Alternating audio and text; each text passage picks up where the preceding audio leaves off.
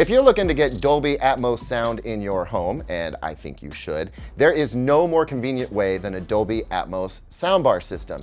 The problem with these systems is they tend to make some kind of compromise or sacrifice. Vizio says with its Elevate soundbar, it makes no compromises. Is that actually true? We're about to find out.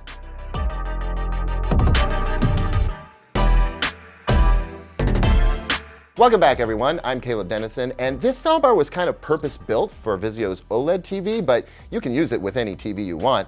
In this video, we're going to show you what's in the box, how to set it up, how Atmos works, and whether it will actually work for you, and of course, just how good is this soundbar. But before we get into that, do me a favor and hit that like button so that we can get the support we need to keep making these videos. And also, did you know that less than 10% of you watching right now are actually subscribed to this channel? What's up with that? Smash that subscribe button so that you know when we're coming out with another great video. Now, let's do this.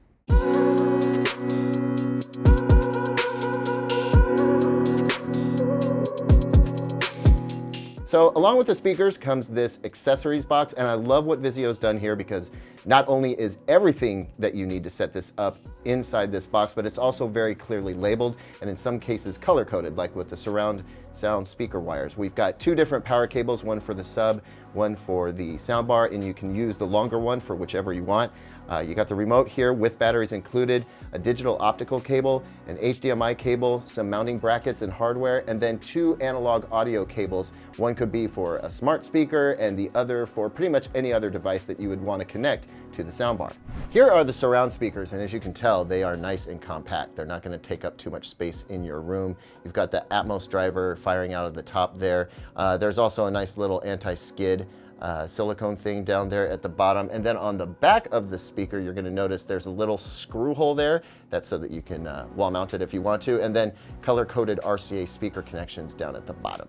This is the subwoofer, and as you can tell, it's a little bit larger than you get with most sound bars, but I think that cabinet volume is meant to support this 8-inch driver, which look at the surround on this thing. This is a pretty robust speaker, and I have high hopes for this subwoofer. Around back, we have a nicely flared port up top, which is going to help eliminate air noise as it's really thumping. And then down below, a couple of spots to plug in your surround speakers. Underneath the soundbar, on the left-hand side, you're going to find your optical digital connection and then two aux connections. One of them, interestingly, is labeled for a smart speaker. On the right-hand side, you've got two HDMI inputs, so just two devices connecting directly to the soundbar.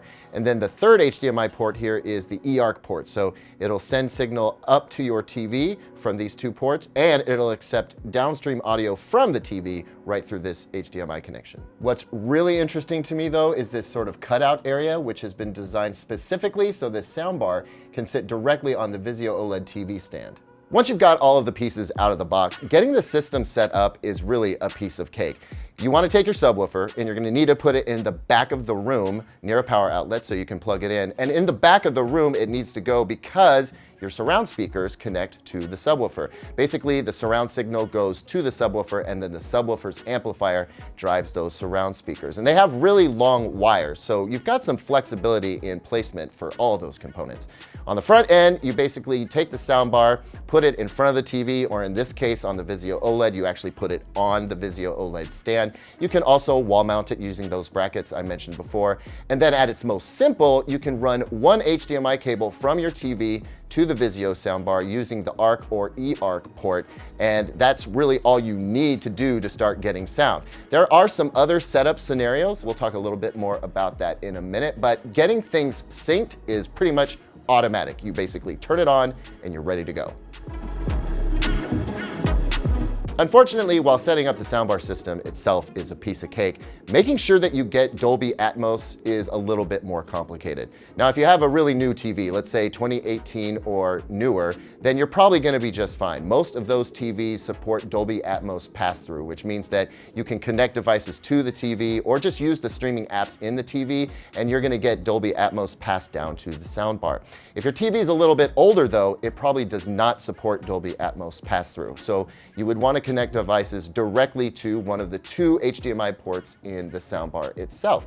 But then it gets a little bit more complicated. So depending on the game console or disc player or streaming device that you have, you need to make sure that it supports Dolby Atmos. And then on top of that, you need to make sure that the streaming app that you're using, Netflix or Disney Plus or whatever, actually streams Dolby Atmos on that particular device, because it's not consistent. Netflix may stream Dolby Atmos on the Xbox One, for instance, but not on some other streaming stick that you might buy. So you need to check the chain of all the different components that you have and make sure each and every one of them supports Dolby Atmos. Now I want to talk a little bit about system versatility and control. One of the things that bugs me most about soundbars in general, but especially Dolby Atmos soundbars, is that I don't get the control over the individual levels that I need. With this particular soundbar, I can control everything: left, right, center, surround level, surround balance, Atmos height channel effects, the subwoofer level, bass, treble, you name it, I can control it all. So for example, let's say I can't put the surround speakers exactly where they should be, which by the way is just back to the left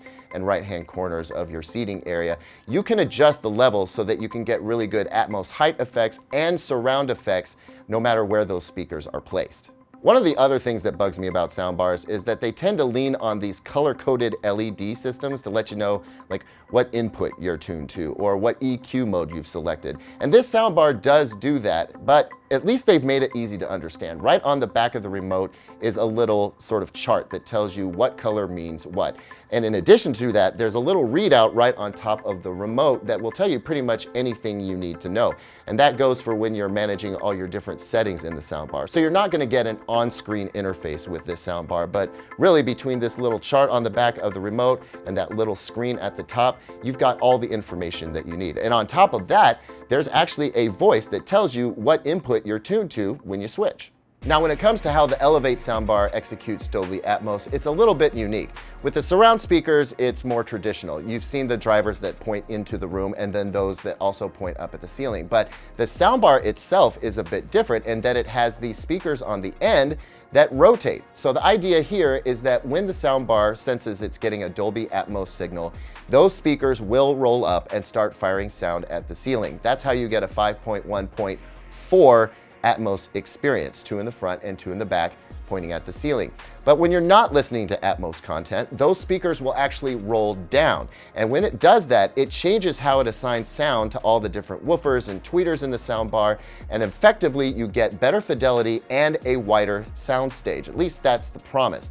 And that also means that this soundbar could sound excellent for music. But let's be honest here, this soundbar is here to produce amazing soundtracks for movies and dazzling Atmos effects, and my word, does it ever do that. This soundbar sounds just really, really good. The Atmos effects are going to vary depending on your ceiling type, but they definitely have enough range. You can definitely goose them to get more out of them. And it's amazing when you have a helicopter fly over or it's raining, you definitely get the sense that you've got action happening up above you.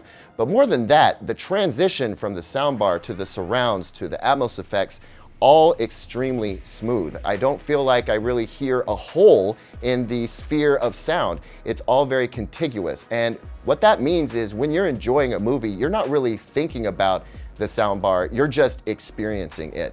And again, the fidelity of this soundbar comes into play. You've got very clear dialogue without it actually being overly accented. That's been a problem before. There's nothing boxy about this system. It has a very open sound to it.